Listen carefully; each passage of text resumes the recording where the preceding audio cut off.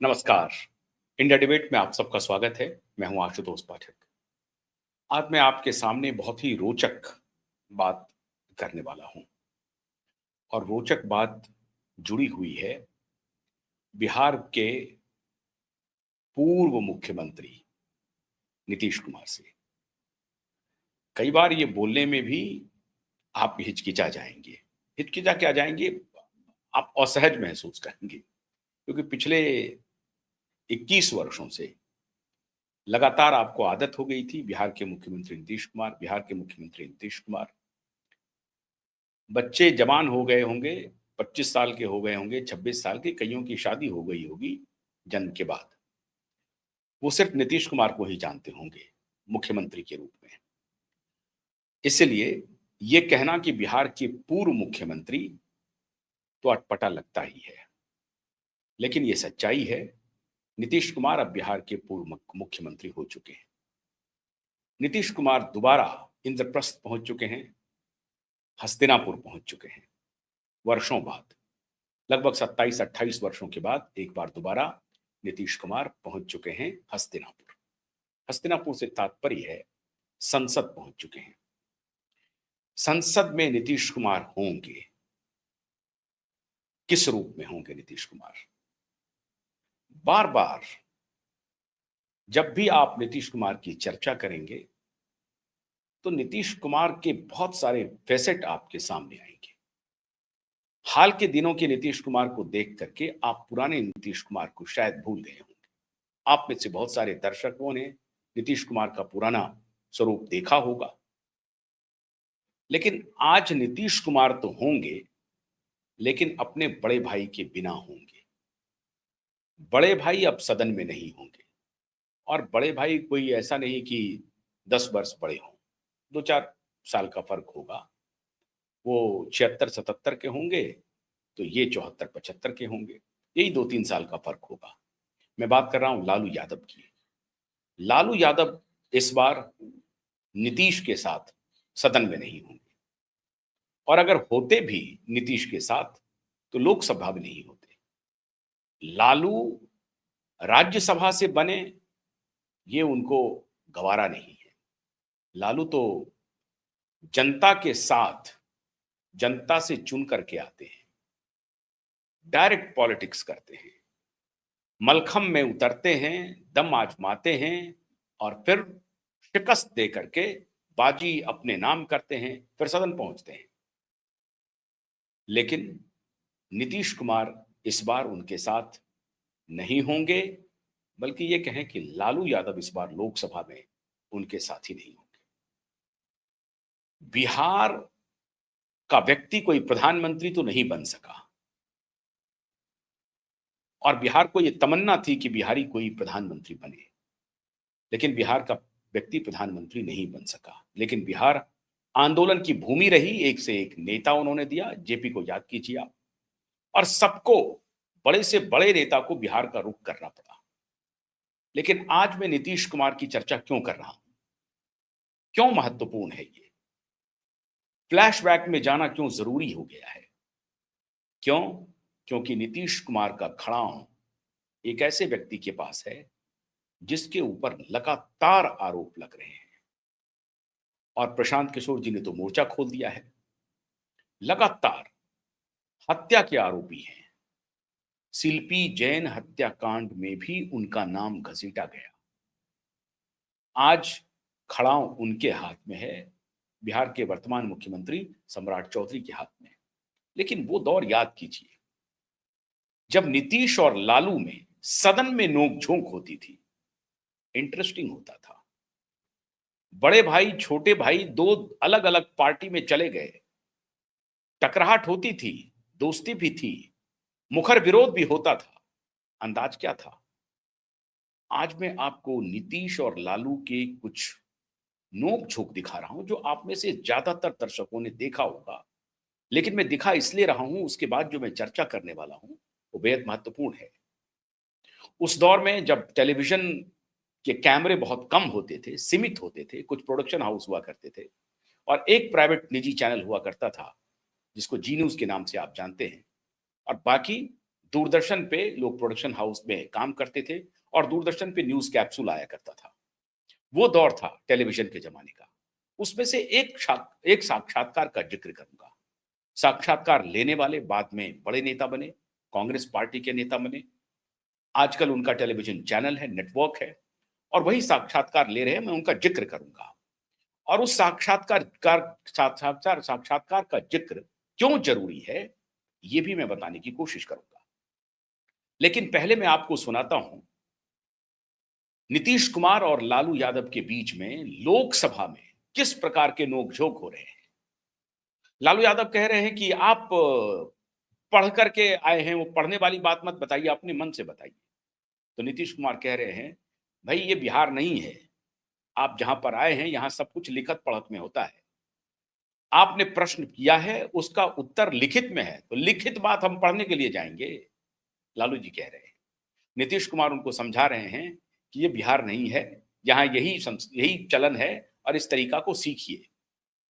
और एक जवाब जो बहुत ही इंटरेस्टिंग है, टिप्पणी कहिए, व्यंग्य कहिए लालू जी की, हमारे पास तो 32 दांत है, नीतीश बाबू के पेट में दांत है। अब दोनों प्रतिक्रिया मैं आपको सुनवाता हूं। मैंने जिक्र हालांकि कर दिया है, लेकिन वो सुनिए और उसके बाद उस साक्षात्कार का जिक्र करना बेहद जरूरी है। नीतीश के उस पहलू को समझना बहुत जरूरी है। आज जब मैं बार बार उस साक्षात्कार को देख रहा था तो मुझे लगा कि आपसे जरूर शेयर करना चाहिए। नीतीश के कुछ अनछुए पहलू को आपके साथ शेयर करना बहुत जरूरी है। तो देखिए पहले उस नोकझोंक को।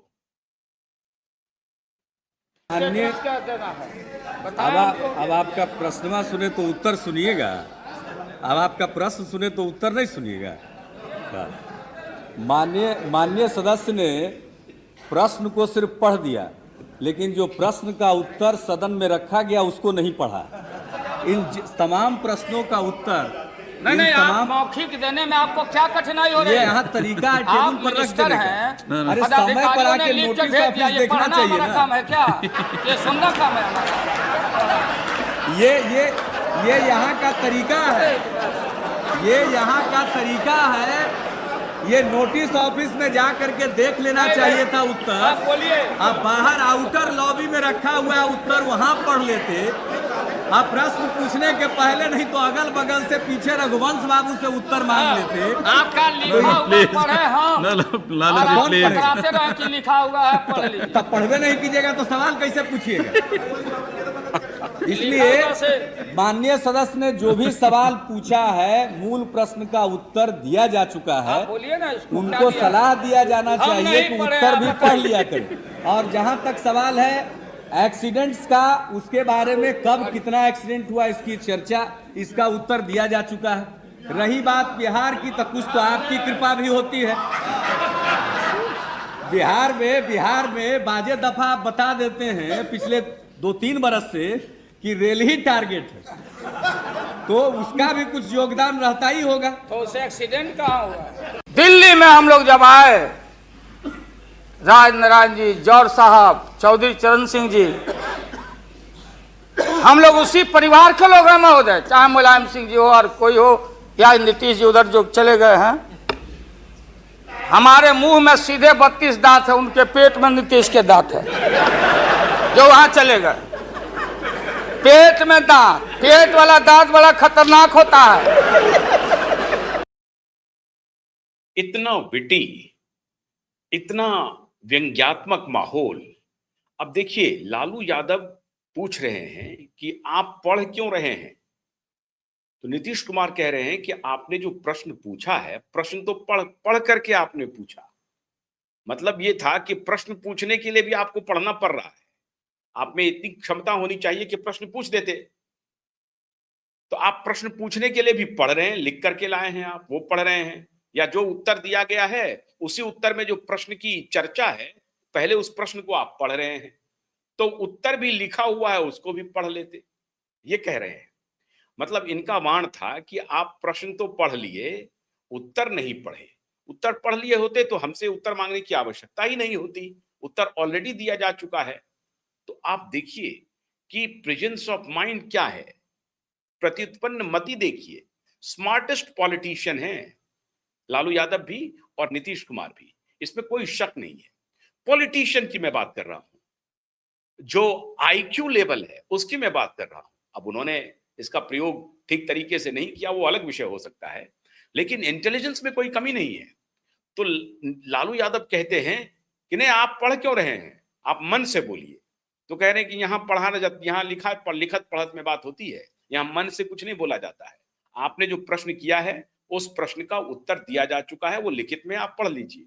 ये उनको कह रहे हैं कि प्रश्न भी आपको पूछना पड़ रहा है तो पढ़ करके, और वो उनको कह रहे हैं कि आपको उत्तर भी देना पड़ रहा है तो पढ़ करके।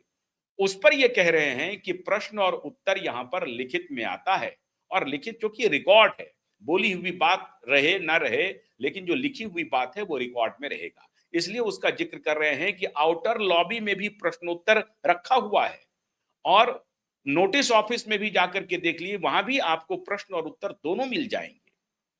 तो दोनों एक दूसरे से नोकझोंक भी कर रहे हैं और उस बीच में अपने इंटेलिजेंस को भी सामने रख रहे हैं। ये है बिहार। इंटरेस्टिंग फैक्ट देखिए, ये है बिहार। बड़ी चतुराई से पॉलिटिकल डिस्कोर्स को ये दोनों आगे बढ़ा रहे हैं। दूसरा जो उन्होंने कहा कि नीतीश के पेट में दांत है, मतलब नीतीश इतने चालाक हैं, इतने चतुर हैं कि वो हम लोग उनको समझ नहीं पा रहे हैं। अब यहां पर हो सकता है कि लालू यादव सही हो कि नीतीश चालाक हैं, बहुत चतुर हैं, हम उनको समझ नहीं पा रहे हैं। मैंने असल में इसी को शोध करने की कोशिश की कि क्या वाकई में नीतीश इतने चालाक हैं, इतने चतुर हैं। धूर्त कहना तो ठीक नहीं होगा कि उनके पेट में दांत है। अब राजनीति में आप हैं, सरवाइव करना है आपको, तो पॉलिटिकल दांव पेच तो चलेगा। मैंने एक बार जांच करने की कोशिश की, बहुत सारे इंटरव्यूज मैंने उनके निकाले, पार्लियामेंट में उनके स्पीच को मैंने देखा, समझा, और एक इंटरव्यू जो महज 15 दिन के बाद दिया गया था, मतलब वाजपेयी की सरकार में जब वो आए तो ठीक 15 दिन के बाद, वो केंद्रीय मंत्री थे, रेल मंत्री थे, 15 दिन के बाद उनका एक इंटरव्यू हुआ। राजीव शुक्ला उस वक्त दूरदर्शन पे आते थे और बड़े पत्रकार थे, हिंदुस्तान से उन्होंने अपना करियर शुरू किया था। आप सभी जानते हैं राजीव शुक्ला को, आजकल वो कांग्रेस पार्टी के नेता हैं, और राजीव शुक्ला जी का एक न्यूज चैनल भी है। तो राजीव शुक्ला जी, अब वो न्यूज चैनल उनकी पत्नी चलाती है, अनुराधा प्रसाद चलाती है। तो राजीव शुक्ला का उनके साथ साक्षात्कार है। राजीव शुक्ला जी का वो इंटरव्यू भी बहुत ही सुंदर बेबाक है। मतलब ये, उस इंटरव्यू में उन्होंने एक पत्रकार की हैसियत से जितने सवाल होते हैं कॉमन मैन के, वो सारे सवाल उन्होंने दागे, सारे सवाल। और साफ दिख रहा है कि वो कांग्रेस लीनियंट हैं, वो एनडीए के विरोधी हैं, ऐसा लगता भी है, लेकिन वो सवाल से नहीं लग रहा है। बार बार उनको वो एक प्रकार से प्रोवोक कर रहे हैं कि कुछ बोले हैं, लेकिन इतनी शालीनता के साथ नीतीश कुमार ने उनके सवालों का जवाब दिया। आप उस इंटरव्यू को जरूर देखिएगा, राजीव शुक्ला और नीतीश कुमार का जो इंटरव्यू है। मैं बस आपको जिक्र कर रहा हूं उनके कुछ सवालों को। राजीव शुक्ला ने नीतीश कुमार से पूछा कि आप इतने सज्जन हैं, शालीन हैं, कैसे संभालेंगे आप रेल मंत्रालय को? ये मंत्रालय तो विशाल है, इतना बड़ा वर्कफोर्स है, कैसे संभाल पाएंगे आप? आप तो बहुत सज्जन आदमी हैं, सुशील आदमी हैं। नीतीश कुमार ने कहा, सज्जन हूं, सुशील हूं, सज्जनता व्यवहार में होनी चाहिए, इसका मतलब मैं सख्त नहीं हूं, ऐसा बिल्कुल नहीं है। अगर कोई गलत काम करेगा तो मेरी सख्ती भी दिखेगी। और वो भी बड़ी शालीनता से नीतीश जवाब दे रहे हैं। वो कह रहे हैं कि मैं सज्जन जरूर हूं, शालीन हूं, वो व्यवहार के लिए है। अब ये एक राजनेता कह रहे हैं कि व्यवहार में सज्जनता, शालीनता होनी चाहिए, लेकिन काम में जहां गड़बड़ी हो वहां सख्ती का प्रयोग ना हो, ऐसा नहीं हो सकता है। फिर वो शालीनता, फिर वो सज्जनता किस काम का? अब यहां मुझे कोई चालाकी समझ में नहीं आई। उन्होंने बहुत फर्मली इस प्रश्न का उत्तर दिया और कहा कि मैं सज्जन हूं, लेकिन सख्त भी हूं, मिजाज मेरा बड़ा सख्त है। उसके बाद उन्होंने कहा कि करप्शन है रेलवे में, इतना बड़ा करप्शन है, इसको आप कैसे दूर कर पाएंगे? तो बहुत ही एकदम कहते हैं ना इम्प्रॉम्प्चू, फटाक से उनका उत्तर आता है। वो कहते हैं कि मैं रेल मंत्री बना तो हूं, लेकिन मैं रेलवे को रेल यात्री के निगाह से देख रहा हूं और वो आपको परिलक्षित होगा। उन्होंने आगे आते ही एक दो निर्णय लिए, भर्ती पर रोक लगा दी उन्होंने। अब ये कौन सी भर्ती थी एग्जैक्ट मुझे याद नहीं आ रहा है, लेकिन उन्होंने भर्ती पर रोक, रेलवे की ही भर्ती होगी, उसको रोक लगाया। तो राजीव शुक्ला पूछ रहे हैं कि आपने आते ही रेलवे भर्ती पर रोक लगा दिया। उन्होंने कहा कि बिल्कुल, उसमें बहुत सारी गड़बड़ियों की चर्चा थी, धांधली थी, उसके कुछ पॉलिसी डिसीजंस नहीं हुए थे, उसको एक बार देखना पड़ेगा, देखेंगे और मेरिट को तरजीह दी जाएगी। मेरिट के सहारे ही ऑर्गेनाइजेशन और गवर्नेंस चलेगा। अब वहां ना तो रिजर्वेशन नॉन रिजर्वेशन कोई चर्चा नहीं कर रहे हैं। वो कह रहे हैं मेरिट के सहारे रेल मिनिस्ट्री में जो कुछ भी होगा मेरिट को सर्वोपरि रखा जाएगा। जो योग्य हैं वो अच्छा, उनको आशीर्वाद भी मिलेगा, उनको वरदान भी मिलेगा, और जो अयोग्य हैं उनके खिलाफ शक्ति भी होगी। और भ्रष्टाचारियों के लिए तो कोई जगह नहीं है, जीरो टॉलरेंस। वो कह रहे हैं कि हम इसमें कोशिश करेंगे। अभी तो मैं सिर्फ 15 दिन हुआ है, अभी आने दीजिए। आप ठीक कह रहे हैं, आपकी किसी भी बात से असहमति नहीं है। वो कह रहे हैं कि टिकट में दलाली हो रही है, घूसखोरी हो रही है, जो वेंडर्स हैं रेलवे स्टेशन पे वहां पे दलाली चोरी है, बड़े पैमाने पर जो टीटीसी हैं वो करते हैं। एक एक सवाल उन्होंने कॉमन मैन का राजीव शुक्ला ने पूछा रेल मंत्री से, एक एक सवाल। वो हर सवाल उन्होंने पूछा जो सवाल एक रेल मिनिस्टर से पूछा ही जाना चाहिए, कॉमन मैन को ध्यान में रखते हुए। और उस हर सवाल का नीतीश कुमार ने कहा, आपने जितने सवाल उठाए हैं उससे 100% हमारी सहमति है, 1% भी हम इससे अलग नहीं राय रखते हैं, क्योंकि जिस सवाल को आप उठा रहे हैं आप यात्री के सवाल को उठा रहे हैं, और मैं रेल मंत्री नहीं, रेल यात्री के बतौर ही मिनिस्ट्री ऑफ रेलवे को देख रहा हूं। ये थे नीतीश कुमार। फिर एक तीसरा बहुत महत्वपूर्ण सवाल पूछा कि आप वाजपेयी जी की सरकार में मंत्री हैं, लगातार यह आरोप लग रहा है वाजपेयी जी के चेहरे पर खुशी नहीं है, वो खुश नहीं है, और इसका कारण यह बताया जा रहा है कि बीजेपी के जो अलाइज हैं वो उनके साथ बार्गेन करते हैं, अननेसेसरी दबाव डालते हैं, इसलिए ऐसा हो रहा है। आप इस उत्तर को फ्रेम बाय फ्रेम रोक करके जरूर देखें, फ्रेम बाय फ्रेम। तब शायद आपको नीतीश कुमार और उनके व्यवहार या उनकी सोच, भारतीय जनता पार्टी के साथ उनके रिश्ते, इस सब पर आपको बहुत एक प्रकार से खुली किताब होगी जिसे आप फौरन पढ़ लेंगे। फ्रेम बाय फ्रेम रोक रोक करके आप उस इंटरव्यू को देखें। नीतीश कुमार कहते हैं, मुझे ऐसा नहीं लगता है कि वाजपेयी जी उदास है, बिल्कुल उदास नहीं है वाजपेयी जी। हाँ, और रही बात समता पार्टी की, अगर आप हमसे ही सवाल पूछ रहे हैं, समता पार्टी बिल्कुल डिपेंडेबल अलाय है भारतीय जनता पार्टी की, और सबसे सहज, सबसे अगर आप कह सकते हैं कि अच्छा संबंध किसी भी अलाय के साथ भारतीय जनता पार्टी का है तो वो समता पार्टी है। तो समता पार्टी का तो दबाव बिल्कुल भी नहीं होगा, ये मैं दावे के साथ कह सकता हूं। हाँ, मैं अन्य पार्टी के बारे में नहीं कह सकता इस दावे के साथ जितना मैं अपनी पार्टी के बारे में बोल सकता हूं, लेकिन मैं समझता हूं कि वाजपेयी जी के ऊपर कोई दबाव नहीं डाल रहा होगा। हाँ, ये बात जरूर है कि एस्पिरेशंस जो अलाइज के हैं उनके अपने अपने होते होंगे, और उस एस्पिरेशंस को पूरा करना प्रधानमंत्री के लिए चुनौती तो जरूर होगी।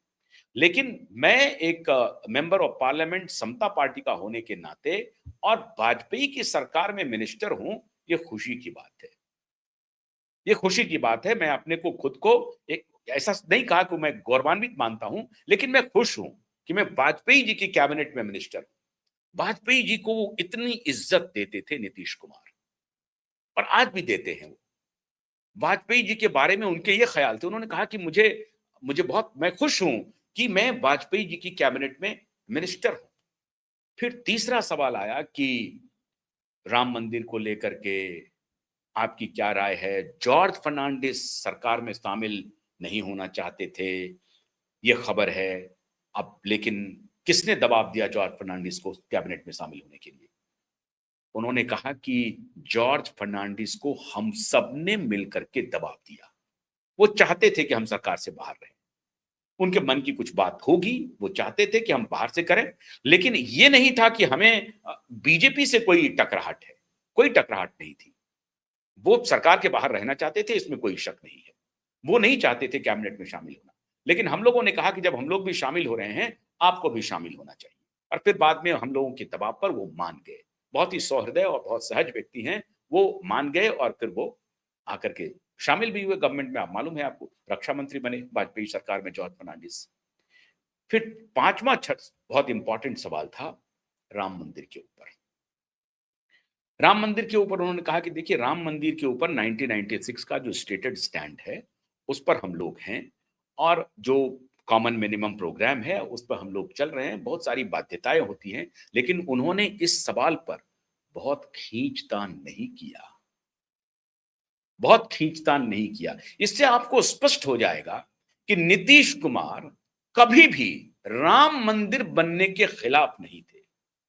वो चाहते थे राम मंदिर बने। हाँ, ये सबकी इच्छा थी कि राम मंदिर बने, लेकिन हिंदू मुसलमान की टकराहट पर न बने। कोई ऐसा वातावरण बने जहां दोनों समुदाय सहमत हों और राम मंदिर का निर्माण हो जाए। लेकिन नीतीश कुमार का उत्तर साफ और स्पष्ट था कि हम लोग कॉमन मिनिमम प्रोग्राम पे कर रहे हैं, हमारी कोई उस पर कोई टकराहट नहीं है। कुछ बातें ऐसी होती हैं जिस पर हम लोग सहयोग करके, आपस में बातचीत करके उसको आगे बढ़ाएंगे। Nitish Kumar again confirm he was never ever against Ram मंदिर, कंस्ट्रक्शन ऑफ राम मंदिर, नेवर एवर। तो ये जो कहा जाता है कि नीतीश कुमार ने उनकी टकराहट थी और ये था, बिल्कुल भी नहीं था। इसके बाद एक और महत्वपूर्ण सवाल है, किसके बारे में? रामविलास पासवान जी के बारे में। कहा कि लालू यादव ने कहा कि रामविलास पासवान रेल मंत्री बने हैं, वो इतना उद्घाटन करते जा रहे हैं, इतना उद्घाटन करते जा रहे हैं कि बिहार में जमीन ही नहीं बचेगी, सारा जमीन रेलवे को चला जाएगा। हंसी के मूड में कहा, तो वो मुस्कुराने लगे, बोले हाँ ठीक बात है, अब मैं उनके बारे में कुछ नहीं कह सकता हूं, उद्घाटन हुआ है, ये बात सही है। अब एक उद्घाटन का जिक्र लालू यादव भी कर रहे हैं, ऐसे ही बिहार के किसी उद्घाटन का जिक्र कर रहे हैं कि नहीं, उसमें पहले हो गया कि नहीं, उद्घाटन के लिए प्रधानमंत्री आएंगे और वो पुल के उद्घाटन के लिए, अब पुल नहीं बना या जो भी बना उसकी चर्चा हो रही है कि वहां हमने विरोध किया, नहीं हो सकता है, हो सकता है। उस पर नीतीश कुमार ने कहा कि जब आप मुख्यमंत्री थे साहब, तो आपने तो हजारों उद्घाटन कर दिए। बड़ी जोर से ठहाका लगा सदन में कि उद्घाटन कर दिए, उसका कुछ पता नहीं है। और वो इशारा कर रहे थे चरवाहा विश्वविद्यालय की तरफ कि उद्घाटन कर दिए, सब कुछ हो गया, पता नहीं कहां गया कुछ। खूब जोर से हंसने लगे दोनों। तो इस तरह का चलता रहा दोनों के बीच में। लेकिन अब नीतीश कुमार वो नीतीश कुमार नहीं है, बदले हुए नीतीश कुमार।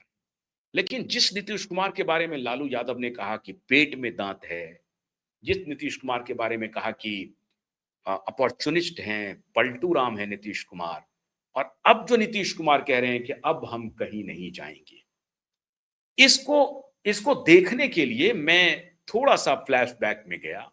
और जब मैंने नीतीश कुमार को जांचने की कोशिश की, परखने की कोशिश की, तो लगा कि नहीं, नीतीश कुमार ठीक कह रहे हैं कि अब वो कहीं नहीं जाएंगे। और नीतीश कुमार को वो पुरानी बात याद आ रही होगी, जब वो दिल्ली लौटे हैं, रायसीना लौटे हैं, हस्तिनापुर लौटे हैं, इंद्रप्रस्थ लौटे हैं, तो वही पुरानी बात याद आएगी और वो एक बार फिर से वाजपेयी को ढूंढेंगे, एक बार फिर से अपने बड़े भाई लालू को भी ढूंढेंगे, और दोनों सदन में नहीं होंगे, लेकिन एक बिहारी सदन में मौजूद रहेगा। बहुत बहुत शुक्रिया, नमस्कार।